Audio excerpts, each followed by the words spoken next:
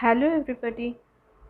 Today I will discuss trade discount and cash discount, how it is treated in accountancy and what is the difference between the two. Trade discount আর cash discount অ্যাকাউন্টেন্সিতে কীভাবে treatment হয় আর এদের মধ্যে পার্থক্যটা কি, আমি এটাই আজকে আমার টপিক। ঠিক আছে, তো what is trade discount? What are the accounting treatments for both the discounts and what is the difference between the two? দুটোর মধ্যে কি ডিফারেন্স আর এদের অ্যাকাউন্টিং ট্রিটমেন্ট কি হয় সেটাই আজকে আমাদের এখনকার টপিক। ওকে, তো হোয়াট ইজ ট্রেড ডিসকাউন্ট? ফার্স্টে আমরা ট্রেড ডিসকাউন্টে আসি। It is allowed by the wholesaler, তার মানে কি it is allowed by the wholesaler. Wholesaler মানে যার কাছ থেকে আমি মানে কে দেয় আমাকে, এটা আমি যার কাছ থেকে বাল্কে মাল কিনছি, হ্যাঁ, সেই জন্য হোলসেলার ওর ম্যানুফ্যাকচারার আমাকে দেয়। কাকে দেয়? হোলসেলার টু রিটেলার, যে রিটেল মানে খুচরো বিক্রেতা, যে তাকে হোলসেলার এই ডিসকাউন্টটা দেয়, ট্রেড ডিসকাউন্ট। এই ট্রেড কথাটা থেকেই আসছে। ট্রেড কারা করে? ব্যবসাদাররা করে। এই যে রিটেলার যারা, তারা ব্যবসা করছে, এরাও ব্যবসা করছে, কিন্তু এই দুটোর মধ্যে মনে রাখবে কী করে? তাহলে এই ব্যবসাদাররা যে ডিসকাউন্টটা পায় সেটাই হচ্ছে, এই যে রিটেলাররা যে ডিসকাউন্টটা পায় প্রথমে, সেটা হচ্ছে আমার ট্রেড ডিসকাউন্ট। তারপরে কি হচ্ছে, আর এটা আমাদের কিসের ওপর দিচ্ছে? ইট ইজ গিভেন অন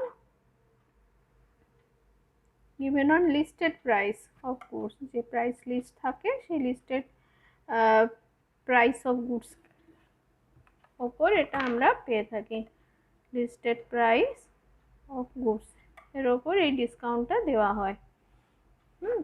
আর এটা credit or cash, both type of পারচেজের ক্ষেত্রেই এই ধরনের ডিসকাউন্ট দেওয়া হয়।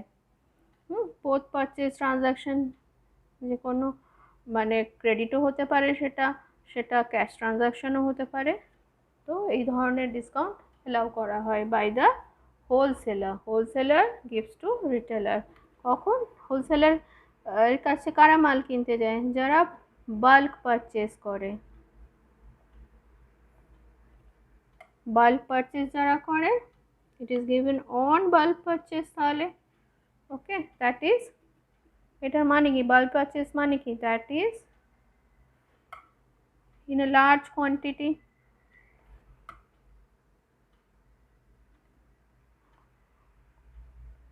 লার্জ কোয়ান্টিটিতে যখন পারচেজ হয় তখনই কি হয়, রিটেলাররা যখন অনেক কোয়ান্টিটির জিনিস কেনে তখন হোলসেলাররা যে ডিসকাউন্টটা দেয়, that is called trade discount. ঠিক আছে, কিন্তু বুকস অফ অ্যাকাউন্টসে এটা not recorded in books of accounts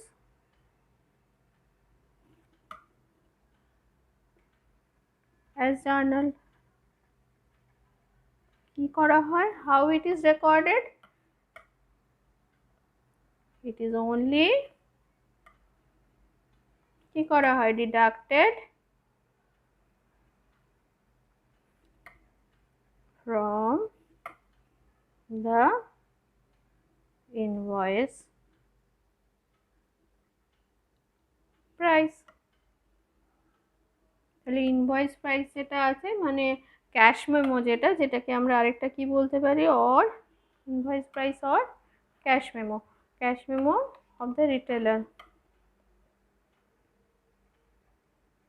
cash memo car? Retailer যে কেনে তার যে একটা ইনভয়েস বানায় না হোলসেলার, সেখান থেকে এটা ডিডাক্ট করে দেওয়া হয়। ঠিক আছে, এইভাবে এটা অ্যাকাউন্টিংয়ে এর ট্রিটমেন্ট করা হয়। আচ্ছা, হোয়াট ইজ ক্যাশ ডিসকাউন্ট? এটা তো গেল আমার trade discount. Now what is cash discount?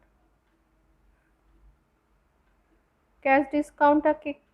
আর এটা আরেকটা জিনিস এটাতে বলা হয়নি, যেটা হচ্ছে it is related to purchase.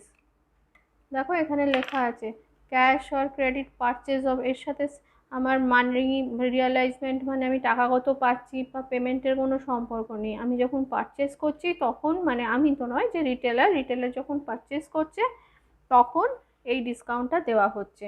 R cash ডিসকাউন্টটা কি? Cash discount is allowed, it is কি allowed to customers, it is allowed to customers for making, customer যারা ক্রেডিট সেল করে থাকে, মানে কাস্টমার যারা ধারে জিনিস নিয়ে থাকে ক্রেডিটে, তাদের allowed for making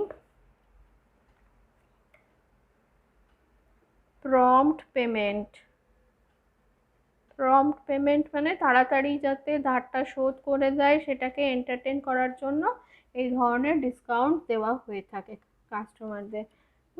যাতে একটা ফিক্সড পিরিয়ড টাইমের মধ্যে আমাকে যে ধারটা দিয়েছে, যে আমি আমার যে রিটেলার, তার কাছে আমি যে ধরো ক্রেডিটের কোনো জিনিস নিয়েছি, এবার আমার সেই অ্যামাউন্টটা আমাকে পেমেন্ট করে দিতে হবে। তো আমি সেটাকে এন্টারটেন, মানে এটা হোলসেলারও দিতে পারে রিটেলারকে ক্যাশ ডিসকাউন্ট। ও হয়তো ক্রেডিটে কোনো কিছু পারচেস করার পর ও তো ট্রেড ডিসকাউন্ট দিয়ে জিনিস নিয়ে চলে এলো কম দামে, তারপরে রিটেলারের পয়সাটা দিচ্ছে না হোলসেলারকে, তখন হোলসেলার পয়সা আটকে আছে। তাহলে হোলসেলার নিজে সেই পয়সাটা পাওয়ার জন্য তাড়াতাড়ি যাতে রিটেলার পেমেন্টটা করে দেয়, সেটা রিটেলার হতে পারে, এমনি কোনো কাস্টমার হতে পারে, রিটেলারের ক্ষেত্রেও হতে পারে কোনো ডিসকাউন্ট দেওয়া। তো সেই জিনিসটা, সেই যে যখন পেমেন্ট পাওয়ার জন্য যে ডিসকাউন্টটা দেওয়া হচ্ছে, যাতে প্রম্পট পেমেন্ট দিয়ে দেয় উইদিন আ পিরিয়ড, তাহলে এটা prompt payment to be paid within a specific period of time। তাহলে এর সাথে একটা টাইম পিরিয়ড যুক্ত আছে না, স্পেসিফিক পিরিয়ড অফ টাইমের মধ্যে কি আর পেমেন্ট অ্যাসপেক্টটা আছে, সেই জন্য এটাকে এন্টারটেন করার জন্য যারা ধার নিয়েছে, মানে ধারে যে জিনিসটা আমার বিক্রি হয়েছে তাতে আমাদের যে ডেটার্স আছে, ডেটার্সদের এন্টারটেন করার জন্য এই ধরনের ডিসকাউন্ট দেওয়া হয়ে থাকে। and it is recorded in the books of account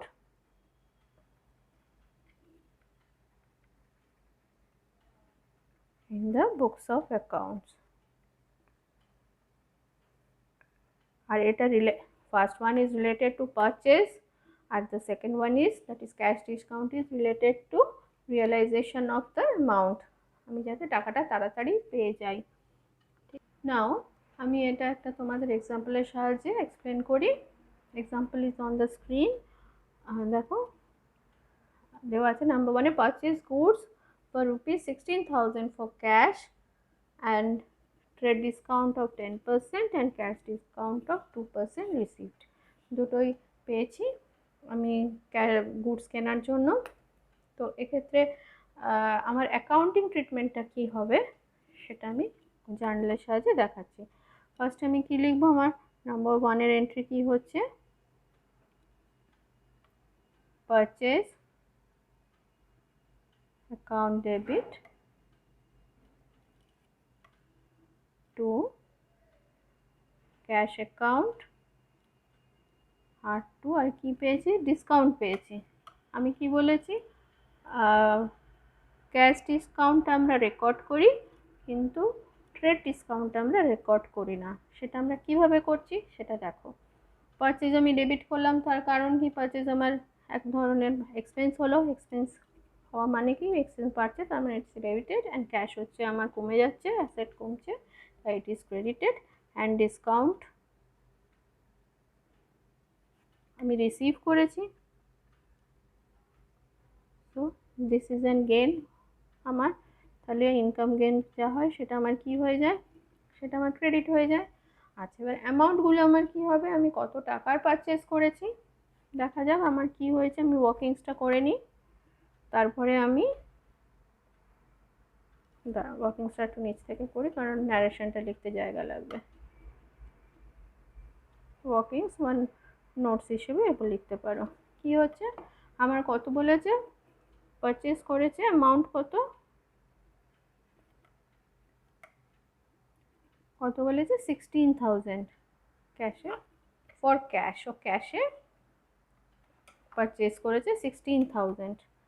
আর এর থেকে আমার কি প্রথমে বাদ দিতে হবে, প্রথমে আমার ট্রেড ডিসকাউন্ট বাদ দিতে হবে। আমি টিডি লিখছি শর্টে @10%।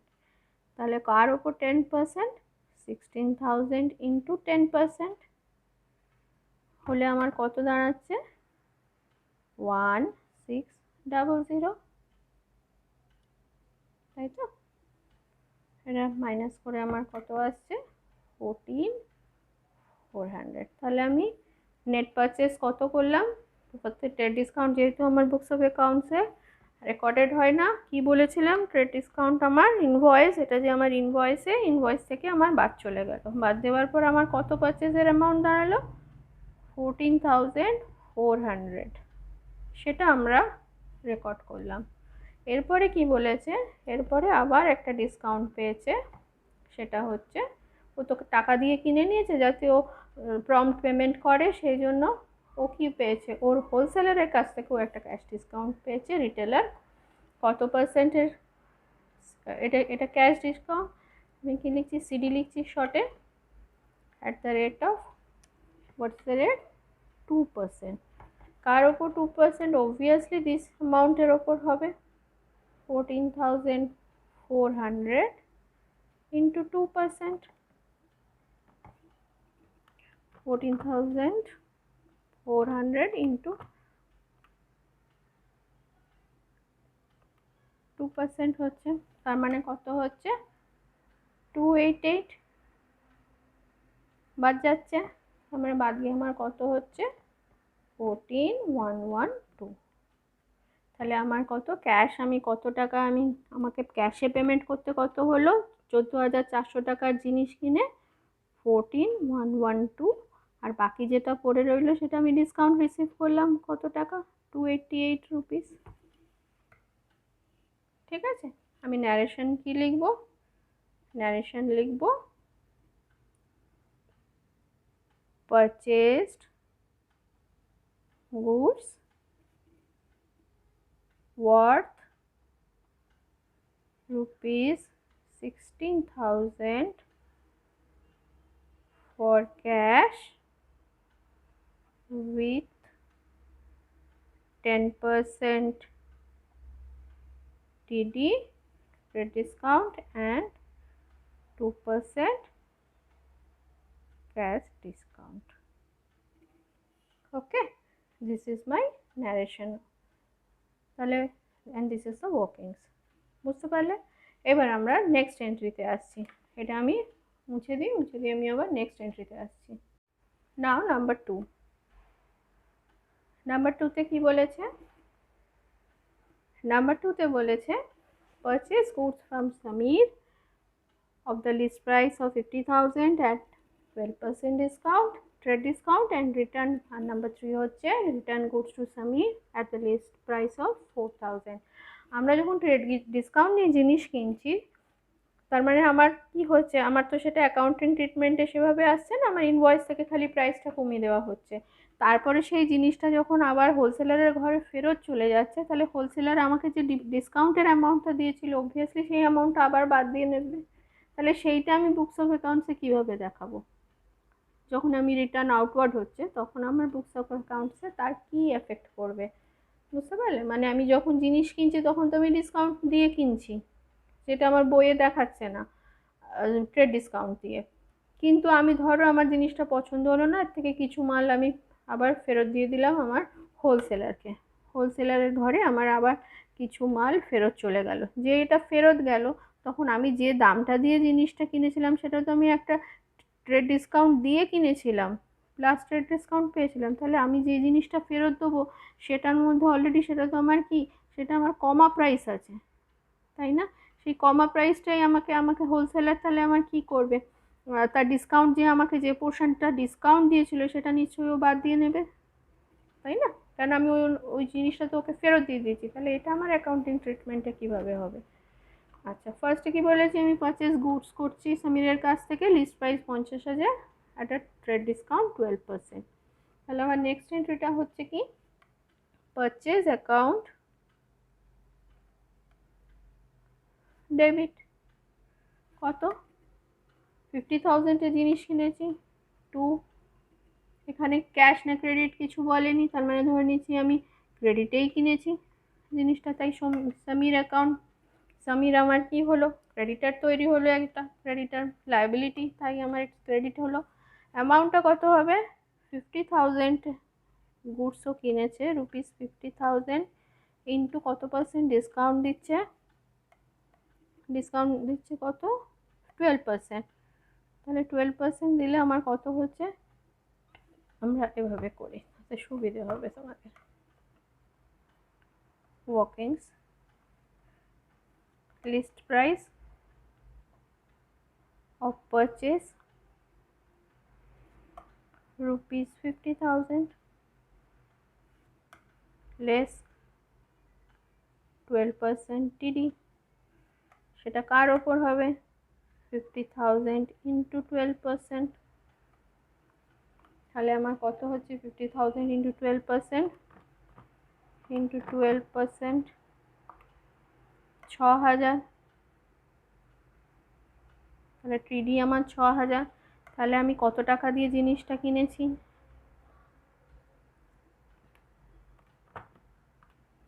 44,000। তাহলে এই অ্যামাউন্টটা আমি পেমেন্ট করেছি সমীরকে আমি ও করি, তাই তো, পারচেস করেছি, তার মানে আমার সমীর ওস, মানে কি আমি ওর থেকে এই পরিমাণে ধারে আছি এখন, ওস কত, ₹44,000। তাহলে এই অ্যামাউন্টটাই আমার হলো। দেখো আমার ট্রেড ডিসকাউন্টের অ্যামাউন্টটা অ্যাকাউন্টে এন্ট্রি হলো না, খালি বাদ চলে গেল, গেল তো। আচ্ছা, এবার হচ্ছে কি, এটা এর ওয়ার্কিংস ছিল। নাম্বার থ্রি করছে, এর থেকে কিছু পরিমাণ জিনিস আবার ফেরত চলে যাচ্ছে। জিনিস যখন ফেরত যাচ্ছে তখন আমার কি হচ্ছে, সমীরের প্রতি লায়াবিলিটি কমে যাচ্ছে, তাহলে আমার লায়াবিলিটি ডিক্রিজ করছে, তাই তো। লায়াবিলিটি যখন ডিক্রিজ করছে তখন আমার কি হচ্ছে, সমীর অ্যাকাউন্ট ডেবিট 2, এটা কি যাচ্ছে, জিনিস ফেরত যাচ্ছে। তাহলে আমার কি হচ্ছে, পারচেজ রিটার্ন বা return outward, purchase return account হচ্ছে। কত অ্যামাউন্টের পারচেজ রিটার্ন হয়েছিল দেখো, এখানে আবার এটার ওয়ার্কিংস কি হচ্ছে, নোটটা কি করি, কত বলেছে, goods worth rupees, list price কত, list price ₹4,000 less TD, obviously 12% হবে, 12%, 4,000 টাকার ওপর 12% মানে কত, 480 টাকা। 480 টাকা অলরেডি আগে সমীর আমায় বাদ দিয়ে দিয়েছিল, দিয়ে আমার এখন তাহলে কত পড়ে আছে, 3520 অ্যামাউন্টের গুডস।